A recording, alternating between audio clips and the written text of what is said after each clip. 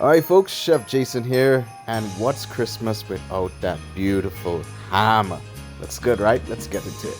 So we want to thaw our hams, take out that netting. Please don't cook it with the netting. I knew a guy who did that once. I'm not friends with him again. Get rid of that net. And what we're going to do is take a construction knife, move around the seam of the fat just to loosen it up. I go in with my boning knife just to reveal that fat.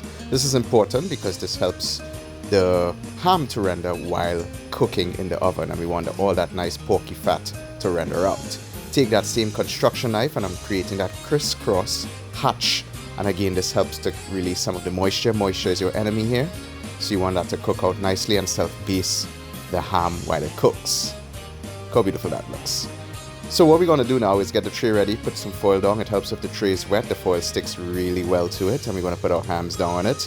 And we want to pat it dry. Again, moisture is not your friend, get rid of it. We want to allow that ham to dry up. So we put our cloves in. Be careful with the cloves. Cloves can be quite overwhelming. It's quite earthy in flavor, but a lot of it could sometimes dominate the ham. Now we're going to put this into our refrigerator overnight to dry out, and the next day we are going to prepare it and cover it down with foil.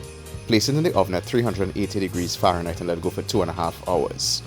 Look at that. Comes out. We're aiming for 65 degrees Celsius. So I take it off after 2.5 hours and I have my guava glaze. My glaze is just basically 1 jar of guava and half jar of water with some black pepper and some spices inside there. And we want to glaze it up nicely. We don't put this on the ham initially because of the high sugar content. It will burn and caramelize. And you want to do this for the next 2 installments of 15 minutes. So again, 2.5 hours cooking with the foil, and then half an hour without the foil, 15 minutes. Put it into glaze, take it out, glaze it again, and then put it back in. So 3 hours of cooking time. When we take it out, this is what it looks like. Beautiful, sticky, icky. Ooh-wee, look how beautiful that looks. Nice salty ham with that sweet glaze. This is the stuff that dreams are made of. Look how beautiful that is. This is like ham porn. It's just so dangerous.